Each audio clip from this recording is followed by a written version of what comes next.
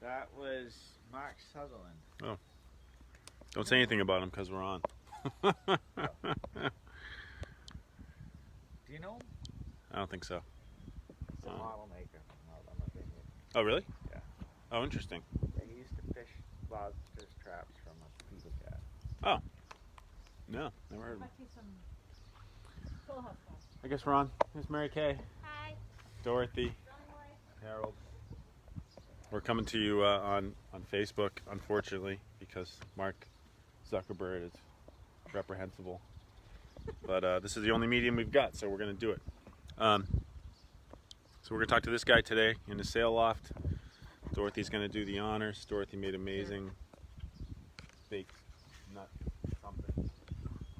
So if we wrap it up early, it's because we want to have mug up with Dorothy. You want to see the yard first? What do you want to do? Now people will flock. If you show them the yard, they're going to come visit you. You don't want that right now.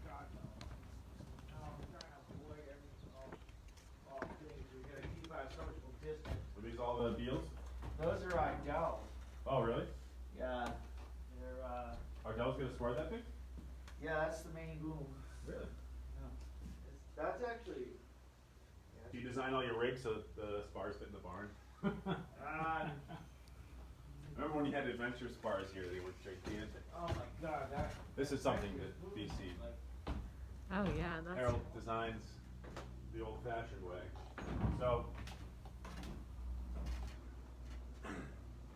who knows if that thing will cut out or not, or even on bar service. But we are getting tired here, so maybe it'll get better.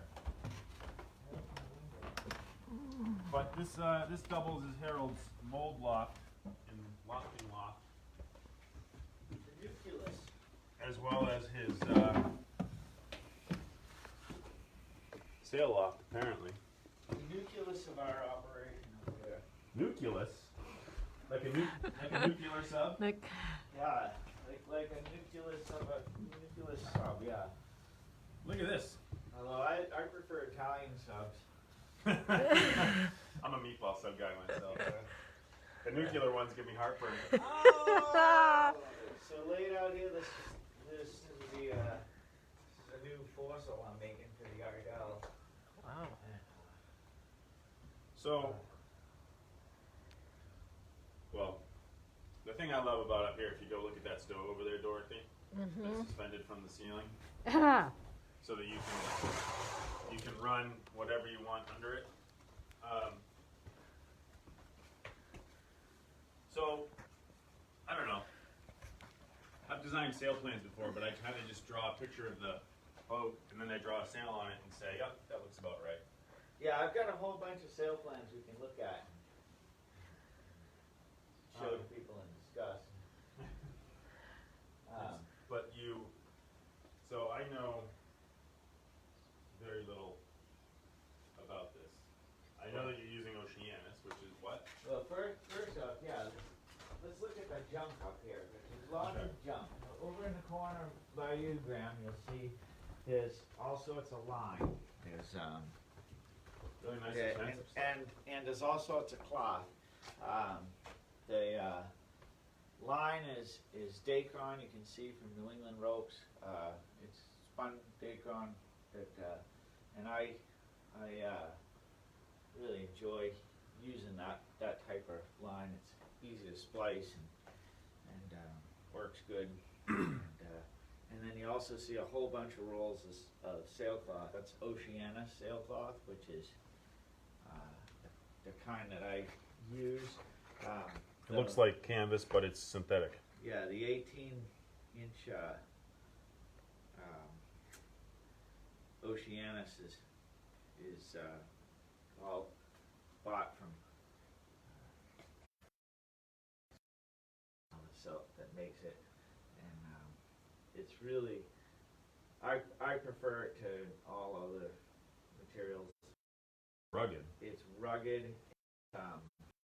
It's also feels much natural. It's kind of the difference between wearing a cotton shirt and wearing a polyester shirt. It doesn't crinkle like I actually have a piece of modern sailcloth, and when I say modern, this was This is the kind of stuff. Sounds like a thunderstorm. Sounds like a shade in your house. When you hear that shaking, it's entirely different than say a piece of Oceanus, which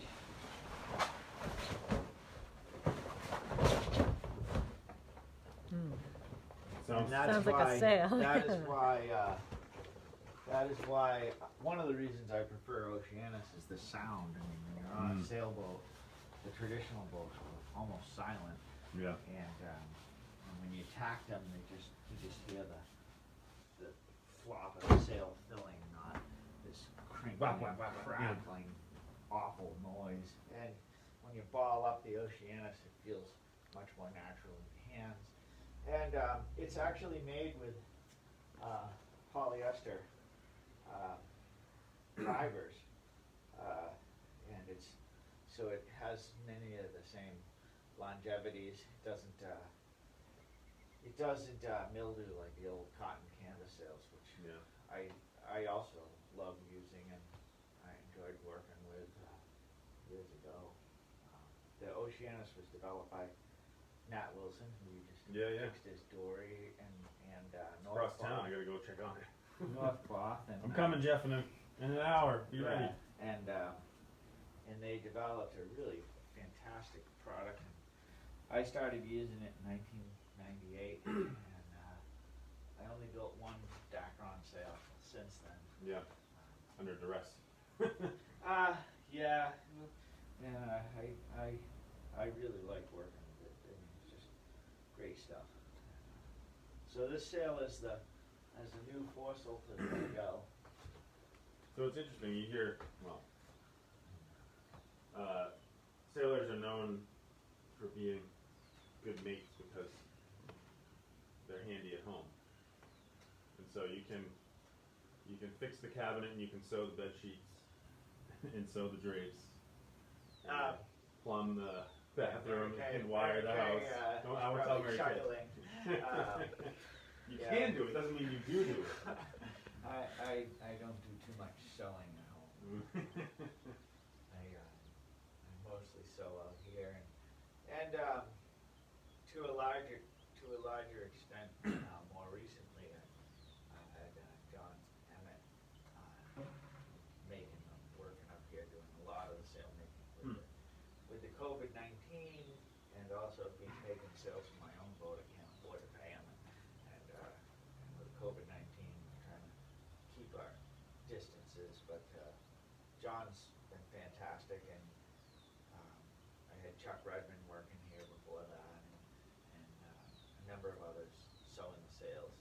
There's a lot of this work is just pushing the material through the machine, and John is a sail maker who works with North Sails, and a friend of mine sailing, and he's really brought a lot to the Loft beyond just sewing. He's taught me You can do layout and all that. a lot. We've actually both worked well together. And, So run us through how you run us through the design, but more so how you lay these out. here, I'll start with the design for this sail. The first step in anything.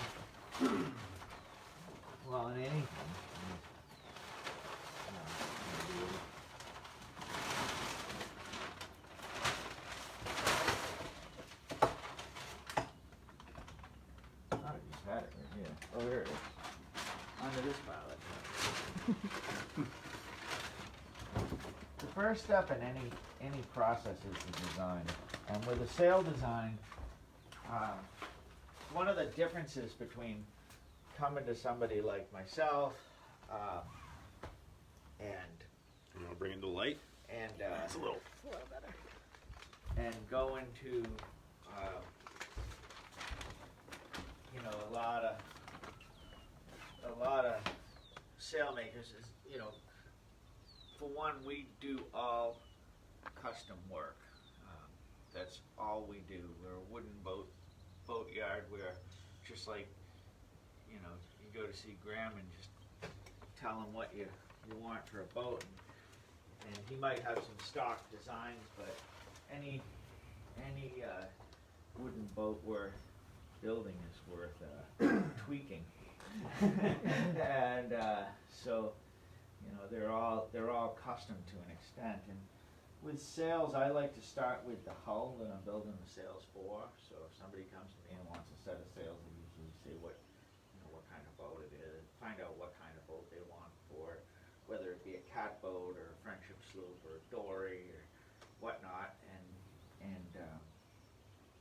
then if it's not something that they have plans for, I actually will go measure the boat, and then if they want the sails to fit a certain set of spars, I'll measure the spars, and bringing, you know, if they don't have the spars, then I can make those too. So we bring some experience, not only building the sails for them, but operating the boats. And any good sailmaker is also a good sailor. And so we start with the hull design, and we draw the sail plan, which is basically an outline of the sails if it has more than one, and how they match and balance around the hull. Yep. And then do you have ratios based on stability measurements or beam or anything like that? Well, most of the boats I do are fairly traditional. If the stability is measured, it's measured for the Coast Guard. Which means it has a safety factor of 5. Yeah, but many of them don't have any measured stability, and there's people that get all worried about centers of lateral resistance and all that. And you'll laugh because you're a sailor. You know that stuff is good to know about, and it's good to have an understanding of. But the reality is if you look at a profile and understand what the hull shape is, then you just draw the sail plan the way that you know it should be, and it'll probably work. And so far we haven't had too many disasters. A traditional boat where, you know, that stuff matters on a high aspect ratio kind of rig. I remember the Bermuda race a few years ago, and I kept trying to sail one of these fancy boats like it was an old schooner. Yeah. And you never sheet up.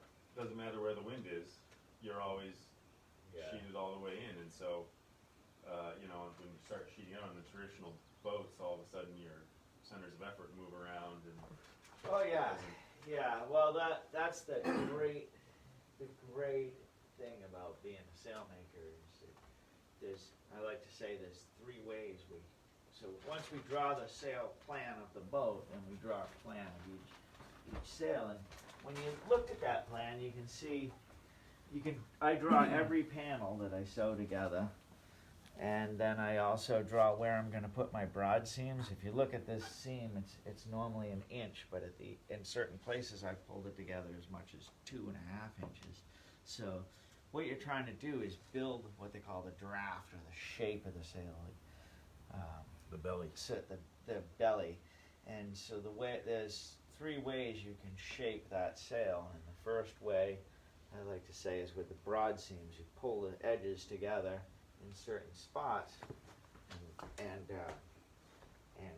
So the trying only to stay 6 feet distance. Yeah. Oh, So sorry. I can point from there if No, you I can wants move. to look, but you can see that I draw out certain curves, and then I pull the broad seams together, and you can see these darkened areas are the broad seams. And I start So he's got this curve drawn with like a 1-inch seam, that curve drawn there. and then I pull it together to be about, it depends, 1/4 inch a foot maybe at the most, or 1/8 inch a foot. I kind of just do it by feel. I don't Yep. really think about it too much. I've done enough of this, so I'm not particularly worried. But I pull those broad seams together, and that puts a pocket in the sail. And then the other way to put the edge curves on that I use is by, the draft in is by making edge curves. Like Yep. you can see cloth allowances, so that in the face of the sail there's a curve there, and you can actually, if you sight down the sail, you'll see there's an actual curve, and that's what the battens are out here for, is you actually see it curve. So the edges of the sail are not straight, they've got some curvature to them. And so what that cloth allowance does is, you know, if you take something that's straight and you push it together a little bit, it makes it curved. And you don't have to, you can see I can put a considerable curve in this piece of wood just by pushing the ends just a little bit. And so the sail, but when you put those edge curves in and the sail fills, it develops that curve. And the third way to put the shape in the sail, which I don't use, is you can take the ropes that go around the edge and tighten them a little bit and put a little bit of curve in there. I don't use those edge ropes. I don't have time for that. And with the modern Oceanus cloth, my thought is it's so much stronger than the old. Yeah. The polyester is so much stronger than the canvas that those ropes are great decoration. And that's a lot of sewing. But for my time, I'd rather put a couple of folds in the cloth and go out sailing. So run it through the machine a few times. If you guys can't figure out what he's talking about with these panel shapes, picture one of the old globes with all the paper taken off, and all the shapes of the globes are narrow at the bottom, fat in the middle, and narrow at the top. And so if those were all made out of straight pieces, they'd have to overlap to get the round shape of the earth. This is just a much more delicate means of providing that kind of a shape with straight pieces. Yeah. So we got three. We use three ways. We use the edge curves, and we use the broad seams, and then the third way that you can put the curve in the sail is the way you set it, and by peaking the gap a little bit more.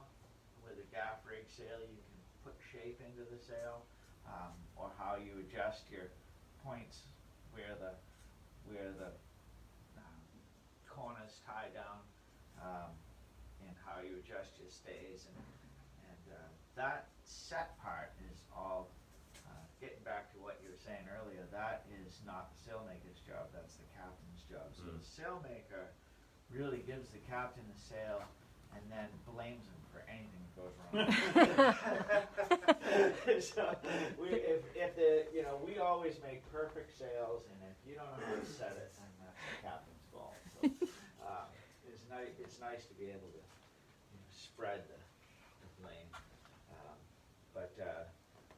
But it's tough sometimes being the captain and the sailmaker. Yeah, you know what I'm like that. So you lay out all these panels, and then tell us about your odd-looking sewing machine here.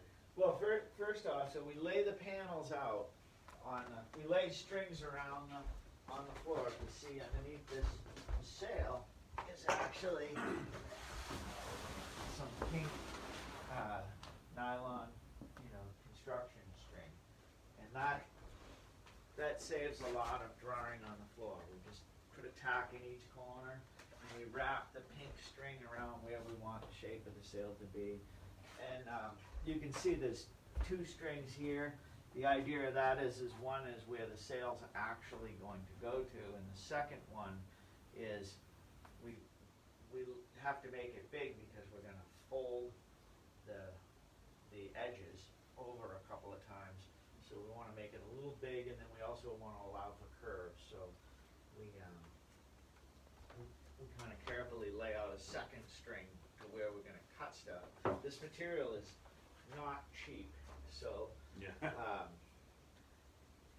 really taking your time to design it and lay it out and cut it is and waste nothing, which is what another thing all boat builders work with material that you had to kill before you use it, or worse, you had to pay for it. We really like to be careful about how we use it. So then we lay that string out, and then we lay the panels down. These sails are what we call vertically cut. It's the traditional method of cutting sails, and the vertically cut sails were used in the olden days because of the way the material stretched. And this Oceanus, being traditional like stretches, so we lay them out in the traditional way. And also we just, I like to use the comparison, if you have a traditional hull, which is what we kind of specialize in the older style indigenous boats, we like to use the sail style that goes on. If you put a modern sail on a traditional hull, it's kind of the equivalent of putting mag wheels on a Model T. You lose a sense of what it really was, and if you want to do that, you can. It's a lot of traditional boat owners do it because they just don't know any better. And if you like mag wheels on your Model T, I'm not saying you shouldn't have them, but you do lose a sense of the boat if you don't follow the traditions. So then the interesting thing, and I'm going to show that some people might not like it, but what we do after we lay the panels all out is, you have to kind of be careful and stretch them and stuff, but you take what sailmakers often refer to as glue, which isn't glue at all, it's just double-faced tape, and I tend to always call it tape because it feels more like tape than glue to me. Lay that out on each seam, and then we tape the seam together, and that's how I develop those edge curves. As I'm coming to the end of my seam, I just bend the tape over a little extra, and that's how I lay out the edge curves, and then I tape the panels together. And one by one, I tape one, and then I pull the sail over and stuff it through the machine. That's how, with a 10-inch throat on a machine, you can sew a 1,000-foot mainsail. It's just a little bit at a time, and you have to lay it out carefully and think about it as you go. And if you taped it all together, then you'd be just doing war with yourself. The tape doesn't stay in there, does it? Oh yeah, Oh, it does? You put the double-faced tape down. Yeah, and you sew right through it? And then the tape goes down on, for example, take a scrap, which I don't have too many of, because I'm cheap. Thrive in cheapness. So are you gonna zigzag sew these two, or just straight sew 'em? I used to zigzag sew, but I now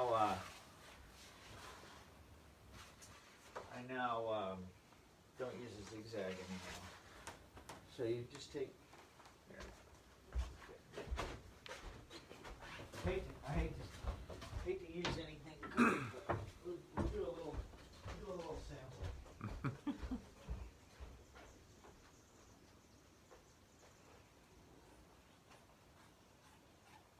$6 worth of material. So What does this stuff cost?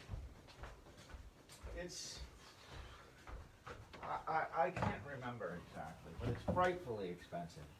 So all you do is you lay a tape down.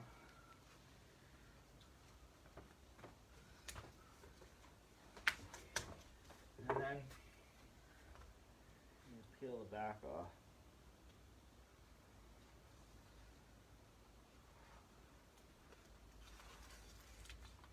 And then you put your next layer right over it.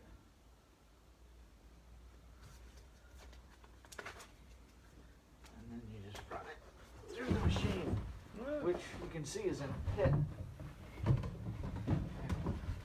John Emmett sometimes refers to this as the pit of despair.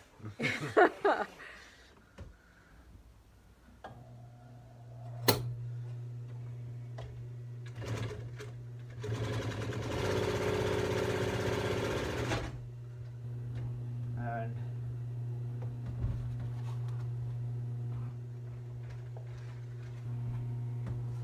hope nothing breaks while we're filming, but it breaks all the time. I mean, you just get used to these machines.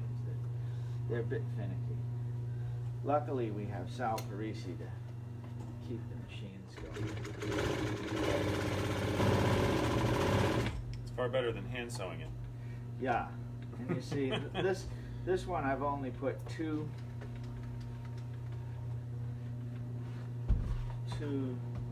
stitches in, but the great majority of the sails I make, I triple stitch them. So that's basically how you do it. You sew the panels together, usually 3 pieces, and you can see how quick that went. But when you're doing a sail this size, it takes quite a bit of time. Yeah, this is, where'd your sail plan go? Sail plan is on the floor over there. Maybe it got folded up. Is it under? Under there? Yeah, there it is. There it is. Oh, There. there. So you've got 28 feet high on this end, 16 feet, well 28, let's call it an average of, let's call it 30. So you've got 1, 2, 3, 4, 5, 6, 7, 8, 9, 10, 11 times 30, it's 330 linear feet. Yeah, 3 stitches. Times 3 is so 1,000 linear feet of I've never thought about that before. running it through your. And the interesting thing about it is you lay the sail out, and you get everything cut out like it is right now, and this sail is half done. Yeah. There's an enormous amount of finish work in the edges. I've been the one place where I have to stuff the whole sail through the machine and makes it difficult is I've been putting reefing bands in at each reef Just to reinforce the. where the reef points go. Yep. I didn't used to do that before, but You just put a grommet through the. I just put a grommet through the seam, which was fine. For the use that I had, which was chartering around Gloucester and that kind of thing, but You're not reefing in good weather, so yeah, I want it well, to be. one of the you don't really need it if you tie the reef right, but if you don't tie the corners down really well, then Yeah. more stress on the reef points. But also, I'm planning on going a little further Mm-hmm. and having the extra reinforcement there won't hurt. And So- the other thing is many boats you'll see a reef point with a patch right around the reef point. Yeah. That's where somebody's heave-hoed a little about 4 seconds too early. Forgot to untie that one. Yeah, a lot of times you have to be really careful. Do you have to put shape in the reef line? Yeah, I put a little shape in there. Yep, I put a little bit, but I put less curve in the reefs as I work my way up. Yeah, because you want them to flatten out as you. Flatten out as it starts to blow, and Yeah. and also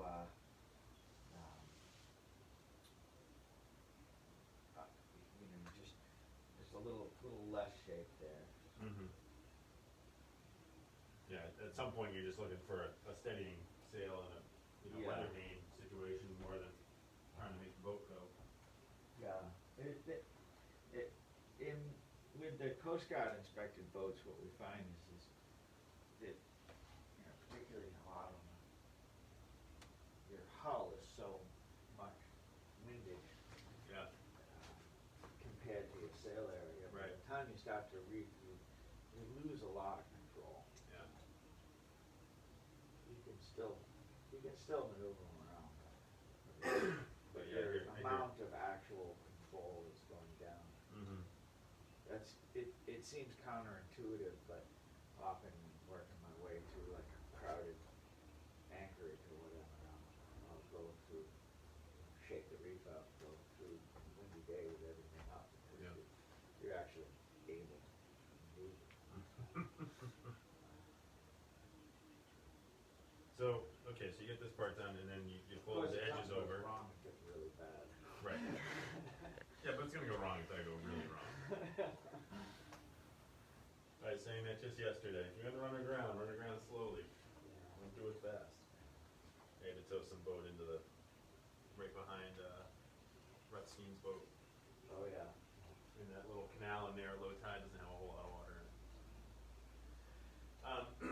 So then you gotta fold the ends over and sew them up to reinforce those, and then big grommets at the corners.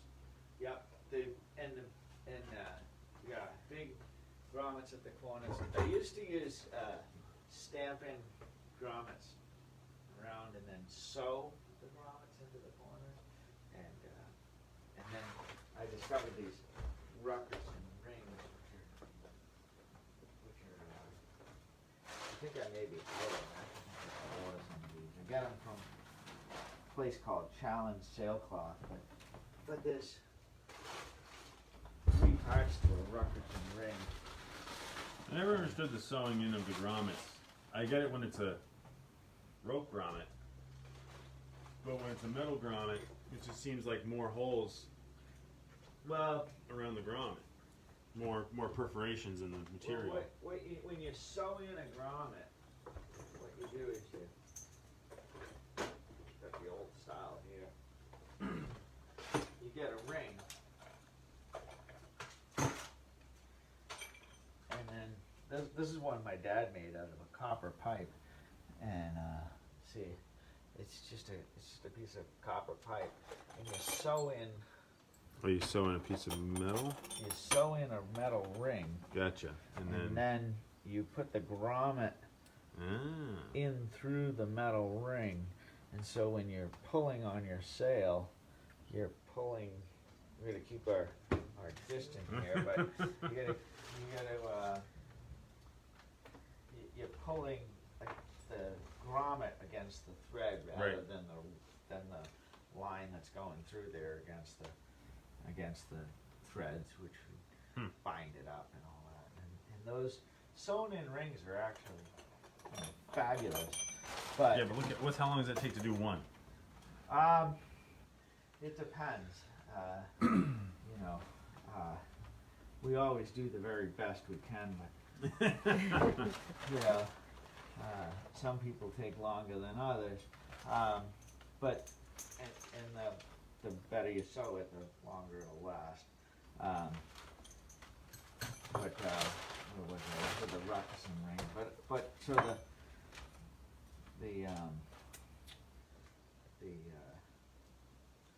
the way the Ruckerson ring works is, so you put the grommet with a little piece of plastic into it, and then you put this tooth thing in, and then you compress the two together, and that, when it's stamped in, every one of those teeth Push it, you do holds with the the power. sail, yeah. And you can see when you're dealing with the corners of the sails, you've got the thing folded over, 3 layers here and 3 layers there. Plus, I usually put a single small corner patch in, and so you've got 7 layers of cloth, and you squeeze those teeth through. It makes it pretty rugged. I have not, all the sails I've built, I've never seen one of these Ruckerson rings pull out. Never had a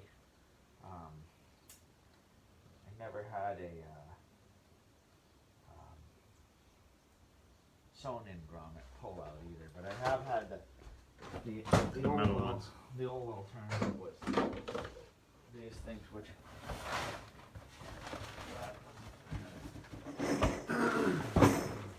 these are the old stamped in grommets, and one time I thought, well, I'll just stamp grommets in the corner and that'll be fine. It's no better than a tarp. I didn't have any money, and I threw it on there, and it ripped it right out when we tried one day. One of the So in those Ruckerson rings, the pressure, does it take those teeth and just bend them right over like a clinch nail almost? Yeah, it squeezes them through the plastic and then back around into the plastic. in around the sail. Yeah. And they're just fabulous.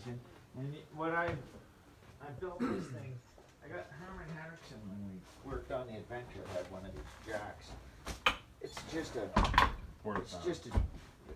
a porta power, but this is a jack with a hole in it, and we used it to pull in keel bolts. And for pulling keel bolts, there's nothing better, but it also works really well for these. Oh, it'll pull rings. instead of push. Yeah, so I'll put that in there like that, and then I put that in there, and then when I want to close it, put that on there, and then wind up the nut. And we're always careful to just put it hand tight, and then you just shut your valve and do this. These jacks, this jack will run you $1,500 though. When I first started using the Ruckerson rings, I used my wood splitter. And I made a rig that fit in the wood splitter, and you just could hold it. But it was a pain in the neck. We'd have to run the sail down to the wood splitter Yeah. and keep it on a tarp to keep it from getting dirty. And you couldn't just whap it with a mallet to do that, huh? You couldn't get the good enough fit. No. You need the Constant with pressure. this, you need the constant pressure. I mean, if you wrap that with a mallet, you'd wind up Bungle it all up. Yeah, and I think this one that's kind of banged up, I banged up with the wood splitter. Yeah. And it was kind of interesting because this is a much safer, more sophisticated method. And it's portable. And it's portable. And the other thing I do with this is pull keel bolts. So somebody has I haven't had too many that I haven't been able to get out. I think I had one. Remember Aaron was fighting with that one in the I think it took us somebody said, how long does it take to get a keel bolt out? And I'm like, well, it could be 5 3 minutes or 3 hours days. or it could be 3 weeks. But we had that one on the listen run, rolling, pulling, and yanking, and breaking stuff. I think we did eventually get that out, but these are really handy for pulling keel bolts. I'm sure Harbor Freight's got a really cheaper. Yeah, I got these from McMaster Car. Right. Yeah, Really nice. but it's nice to have the right equipment.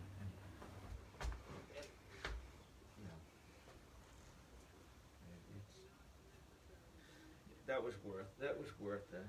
Every once in a while you spend money and you say, well, that's kind of worth it. Do you make sales for all the boats you built? Fame and Yeah, I'm not really I don't do a lot of sail making compared to some people. I've probably made 100 or more sails, maybe a little more than 100. But most of the sails I've made are for the boats I built. Mm-hmm. Many of the sails I've made are for the boats I built. I've made actually. I pulled out this pile and I found one that I built for Lowell's Boat Shop. Oh yeah? Yeah. During my time? This is part of a class. But these are all different sails. I don't know how much time I got on this. I'm way too much time. But where was it? This is Dan Noyes' sails, which John Emmett built for Dan up here. And Dan has that lovely little dory. Schooner dory thing? Sloop dory that's a replica of Alfred Johnson's boat. And Let's see.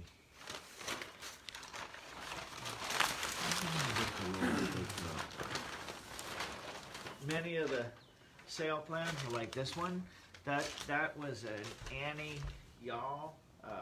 Annie was designed by Fenwick Williams, and the guy wanted a sloop, so I made it into a sloop. That Cute one, little thing, huh? yeah. This one is a no man's land boat that they wanted a yawl rig for, and or a catch rig, I guess, I don't know, but I designed that sail plan and made it fit the step, and we made all the spars for that. A lot of spaghetti on that plan. Yeah. It's like you can't even see the sails. Yeah, this one's a cat boat that I custom rebuilt. It was an Annisquam cat, and I rebuilt it to the owner and took the lines and drew a sail plan for. They've all worked out pretty well. That's the only one that I made that was made out of plastic there. The No, we don't want to look at that. No, you can look at that. It has the difference is that It just the feels cut- dirty. cut is different.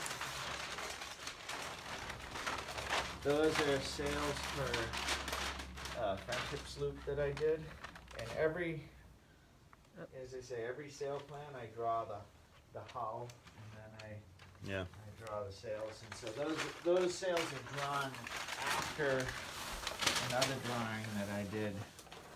You know, like this one. See, that shows the hull and a couple of different ideas of sail plans, and then. Is that Chrissy? And then that's the Kim, Oh, Kim. the Skunga Space Loop, and then I just drew just the. A lot of times I'll draw the sail plan out with the hull in it, and then I'll draw one Yeah, I noticed these are on. tracing paper. Yeah. Yeah, there's another. It's a cool little Sharpie. There's another friendship sloop sail plan. Yeah. Sharpie. There you go, low keys. But Here's your boat. basically, those are. That's a great boat. Those are all done from, the sail drawings are my own design, but the hull is somebody else's. Yeah. Built the sails from existing boats. Yeah, there's the lug rig, spring 2001. No. From Mike Brown. Brown. Yep. And we did it as a class up there at the. I think I don't remember if I brought the sail up to the boat shop, sewing machine up to the boat shop, what I did, but I thought I remember. I remember being up at the boat shop and being like just in time for a charter on Chrissy. Oh, yeah. I think I set the land speed getting from Lowell's boat shop to Gloucester, Yeah. which is hard to do with no highway. Right. Well, if anyone out there wants to see Harold teach a sailmaking class at Lowell, again, raise your hand on Facebook. That horrible platform that we're on right now. I like doing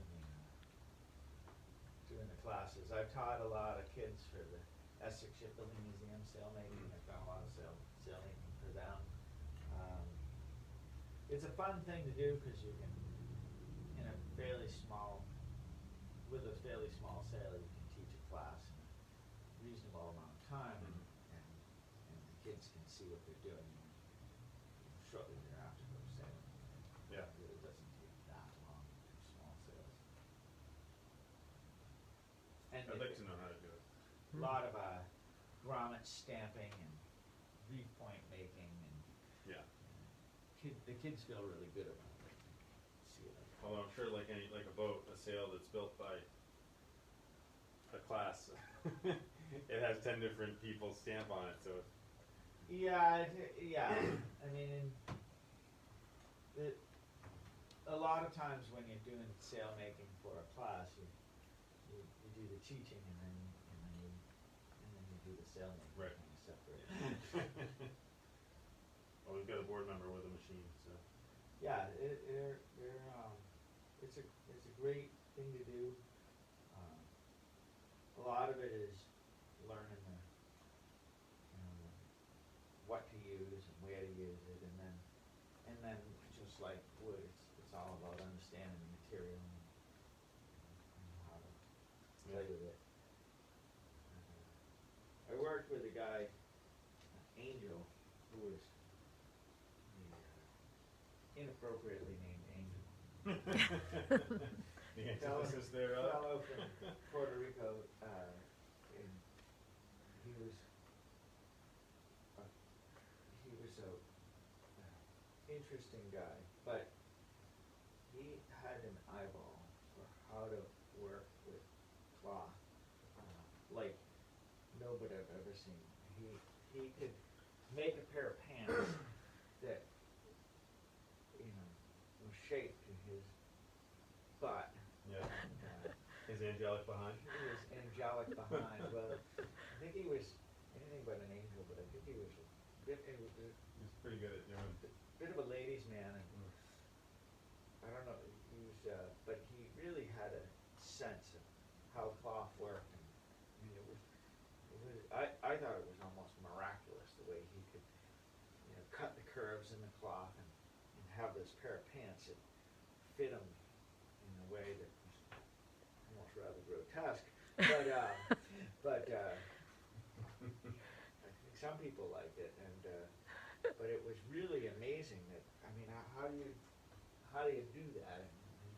Again, think about old-timey sailors that, any ship that was out there sailing around, they were constantly making sails on deck Yeah, during the voyage, and then with those skills, they would all make themselves clothes and jackets and yeah, everything else. yeah, and that's what this was. I was using the machine for one thing, and he was making other stuff too. But yeah, and it is amazing that, this is about the biggest sail you can make in this loft in one piece. And we've made quite a few sails that we have to make in multiple pieces. But how do you make something like this on the deck of a boat with, by hand? It's impressive. And I think Picton Castle, I think they make all the sails. Yeah. Hand stitched. Yeah. But maybe not hand stitched, but think about too though, if you have a material like canvas, cotton canvas, that stretches, it's gonna, if the sail's a little wonky, it's gonna stretch more in the places with the more tension, and it'll probably even itself out, where something like this might not. Yeah, well, the Oceanus is I'd like to say forgiving. Yeah. In that sense, and I found it pretty forgiving. As I say, I've made 100 or so sails in Oceanus. I haven't had to throw one away. I've always managed to. Most of them set really, really, really well. As well as I expect. And part of it is just keeping all of those plans. Every edge curve is marked on every one of those plans. Every broad seam is marked. And after the first few, you get a pretty good sense of it. But the first few sails people make can be interesting. My dad started making sails. We made one, and we recut that thing about 7 times. Never Never got it right. set. And I made the first sail. I made set really well, but I think because I used a different material than the one that I copied. You start by a lot of times copying what other people do, like anything. That's how traditions evolve, is stealing Yeah. from other people. But I copied another sail, and because I used a heavier material, it didn't move as much, and the sail set really quite well, but the boom swung about 4 inches above the cockpit cone, like clubbed in the head at Yeah. the time of attack, so I had to recut it, and it had 3 sets of reed points in it, so by the time I was through, it had 6 sets of reed points. Like a man of war sail? It looked like somebody stood back and shot it with a machine gun, but luckily I don't have that much pride, so I just sailed it that way for years. Are there any questions from the outside world there, Dorothy? We don't have any questions yet. All right. So Some great comments. No Well. questions. Why don't we call that satisfactory? All right. Oh, good. Sounds good. This is pretty rad. So are you making all new sales for the boat, or are you just going cycling them through? When we turn that off, I'll tell you. But yeah, we'll make them mostly a few new sales. Yes, gotcha. Well, also too, I mean, if you're chartering and something blows out in the middle of the season, you don't have time to go make another one, so you gotta have a spare. Yeah, and I talked to Nat Wilson about that, and both of us felt like, you know, a wise boat owner would have two sets of sails that they just can switch out, and a lot of times before something blows into a million pieces, Yeah. if you deal with it, you can extend the life. So A stitch in time, so you know, to we speak. thought maybe where a set of sails might last about 10 years. If you had two sets of sails, you might get 40 years out of it, because you're going to be ahead of any Yeah. maintenance issues and rotating. Mhm. All right. Well, thanks for joining us. We'll see you with something else next week. Non-committal.